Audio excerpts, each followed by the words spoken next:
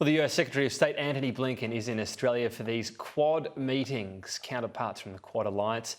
That's between Australia, the US, India and Japan. Today's meeting in Melbourne follows comments from Secretary Blinken relating to China. For more on this, I'm joined by Simon Jackman, the Chief Executive of the US Studies Centre. Look, interesting comments. Two ones that stick out to me. First of all, that China wants to dominate the world. Now, not surprisingly, that gets the headlines. But he also says this alliance doesn't want to hold down or try to contain China. It's about a rules-based order. So something for both audiences there, I guess. Absolutely, Tom. The interview that Blinken gave to Greg Sheridan and was reported in The Australian today, Greg, I don't know, but was able to get out of the Secretary of State a stronger statement about China than you typically get from US senior officials about the rationale for the Quad. The China word is seldom mentioned. The affirmative agenda, standing up for the rules-based order, is typically the form of words you get, but he certainly didn't mince words. And I think has put on the table what I think to most intelligent people is the operative rationale for the Quad. But at the same time, almost in the same breath, coming back to that more affirmative agenda that it is standing for something, the rules-based international order, less so than standing against China's rise. So they're the nuanced comments. I'm sure we'll get some sort of response. When we're talking about China's ambitions, you know, what we're talking about, dominate militarily, obviously Hong Kong, that move has happened. Taiwan looks a real possibility. And I'm not writing off Taiwan for a moment, but we know there's a genuine possibility and there's a desire for them to have that take that territorial ground. Is there anything else China is looking at territorially, do you think? Because we had recent comments within Australia that, it doesn't end there. Where else do you think China would look?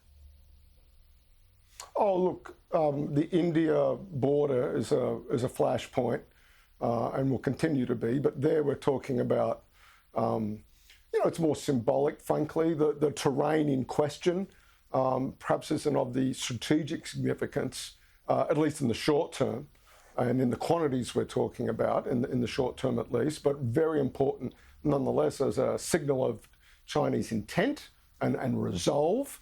And the other thing to keep an eye on is not so much the South China Sea, but also islands closer to Japan, that has over the decades, if not centuries, have alternated between Japan and China as the claims about sovereignty. So that's in terms of territorial ambition. But Tom, I do want to stress, I think we often, that is very prominent. We look at Russia's incursion into Ukraine and the annexation of the Crimea. I think what we've got to think about, what power projection in the 21st century looks like. It won't necessarily be something in battleship grey turning up on your doorstep. The levers of projecting state power into the middle of the 21st century will flow through the levels of commerce, will flow through critical technologies. It is not so much, I think, from an Australian perspective at least, yes, we ought to be concerned about territorial claims that China may or may not be making.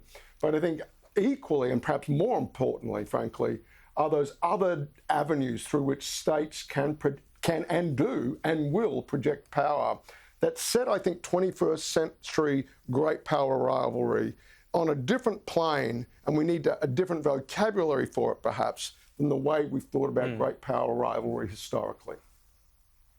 How does that look like in terms of the Australian experience? So if what you're saying is the reality that, yes, we'd be concerned about our territory, but we're probably not in that 20th century of, borders rearranging and invasions happening, but it's through commerce. How does that experience happen? We know we've been in the freezer for China economically on a trade front, but is there something else we'd experience? It might not be tomorrow, but in 10 or 20 years that you're talking about, that you can sort of paint the picture of what that actually means for our lives? Sure, Tom. I think we're talking about technology controlled by what set of rules Now, there are perhaps, we're not real fans of being sort of slaves to Facebook or that version of where big tech, American big tech, has so much penetration into our lives. But do we prefer that version of a technological dystopian future to the one perhaps being on offer, a sinocentric technological dystopian future, to put it like that? But Tom, we're already seeing it, all right? We're seeing it in things like economic coercion of Australia. We're seeing it in the Quad's agenda. This battle for the 21st century that Joe Biden talks about is about a race, as it's always been throughout history, a race for technological superiority. And whoever builds and commands those technologies of the future will command the balance of the 21st century. Because that's where our lives are all intertwined through technology. We're not rolling backwards on this. Our lives are increasingly digital. Our societies are digital. And that is the frontier. Technologies over in that space are about what the future distribution of power around the world will flow around. And that's why I think the Quad is such an important formation. Why AUKUS, although nominally, and a lot of us think AUKUS nuclear-powered submarines, it's, as Blinken stressed in his interview with Sheridan in the Oz, it's as much about the critical technology pathway being shared among like-minded nations. And I think that's a nod to this understanding of what great power rivalry looks like, not just in 2050, but indeed how it already looks today. Part of that sort of seems like pick your dystopia.